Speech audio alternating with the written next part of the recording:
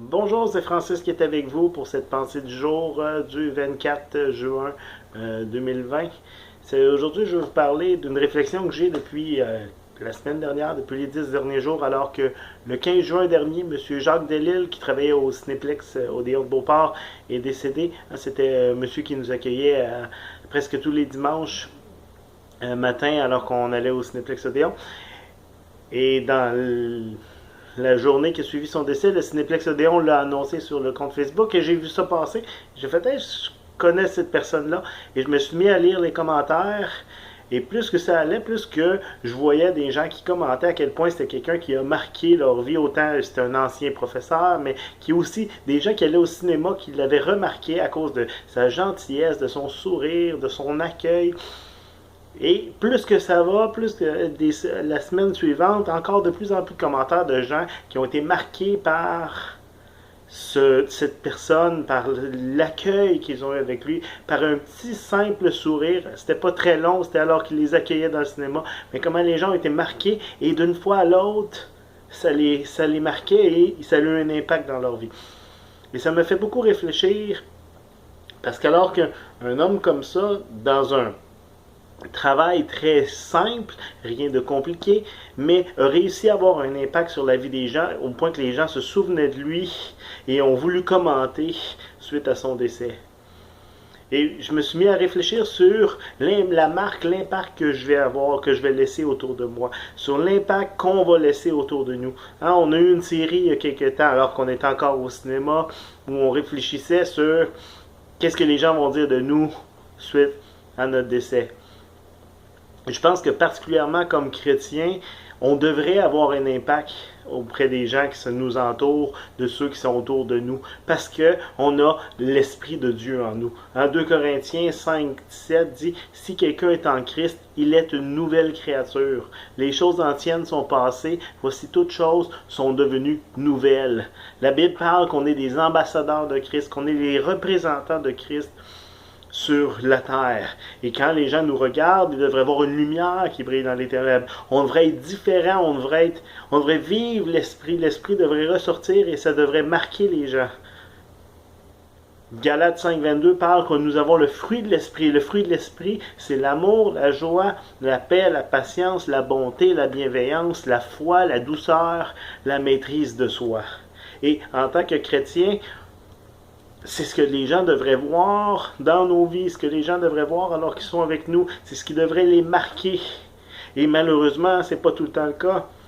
Et je pense qu'il y a un problème là, il y a quelque chose qu'on doit se remettre en question de façon régulière. Quelle marque est-ce que je laisse? Quel impact est-ce que j'ai sur les gens autour de moi? Qu'est-ce que les gens voient à travers ma vie? Parce que si nous sommes une nouvelle créature, il doit y avoir eu des changements, il doit y avoir des changements dans notre vie et les gens doivent remarquer ces changements-là. C'est essentiel, c'est la base même d'être une nouvelle créature, c'est que on n'est plus une ancienne créature. Les choses anciennes sont terminées, sont passées.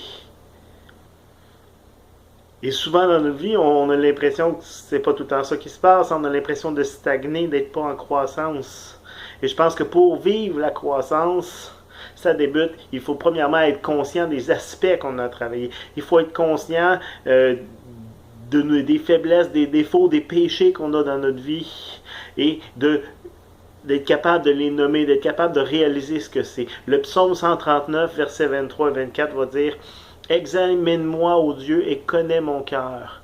Mets-moi à l'épreuve et connais mes pensées. Regarde si je suis sur une mauvaise voie et conduis-moi sur la voie de l'éternité. » Pour le psalmiste, la première étape, c'est « Seigneur, parle-moi, révèle-moi ce que je dois changer, révèle-moi si je suis sur une mauvaise voie. » Et la première chose à faire, c'est de se tourner vers Dieu et « Seigneur, parle-moi, sonde mon cœur, Seigneur Dieu. » Ensuite, il faut être conscient qu'on ne peut pas changer par nous-mêmes, hein, qu'on a besoin que le Saint-Esprit fasse son œuvre en nous. Il y a tellement de gens qui essayent de changer par eux-mêmes, tellement de fois nous-mêmes on essaye de changer par nous-mêmes. Et on est tous capables de dire que c'est pas si efficace tout le temps. Hein? Ça marche pas. Ça marche à court terme, mais rapidement on revient dans nos vieilles habitudes. Et on a besoin que le Saint-Esprit fasse une œuvre surnaturelle en nous, fasse une œuvre puissante, une œuvre qui dépasse nos capacités humaines.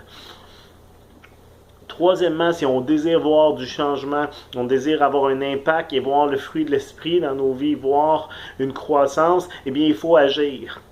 Il faut obéir à ce que le Saint-Esprit nous conduit de faire.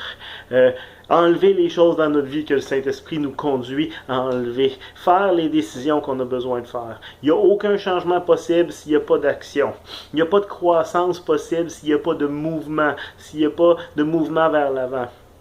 Et tellement de gens vont comprendre, vont être conscients de leurs problèmes, vont être conscients et vont savoir ce qu'ils devraient faire, mais ne vont pas le faire et ne vont donc pas vivre le changement. Et si vous voulez vivre du changement, si vous voulez vivre une croissance dans votre vie, vous avez besoin, premièrement, d'en être conscient, que le Saint-Esprit vous ouvre vos yeux à ce que vous devez changer. Deuxièmement, de vous tourner vers Dieu pour avoir sa puissance, sa force, qui lui va faire son œuvre. Et ensuite, il faut agir, il faut obéir à ce que Dieu nous demande de faire. Et ma prière, c'est que chacun d'entre nous, on puisse être tellement transformé par l'œuvre du Saint-Esprit, tellement renouvelé par l'Esprit, qu'on va briller, qu'on va avoir un impact dans notre environnement, dans notre voisinage, dans notre travail, dans notre école, peu importe où nous sommes, mais qu'on va avoir un impact sur les gens autour de nous, qui n'en reviendront pas, qui vont parler seulement positivement de nous et ça va les emmener à se tourner vers Dieu, qu'on va être une lumière qui brille dans les ténèbres, des ambassadeurs de Christ.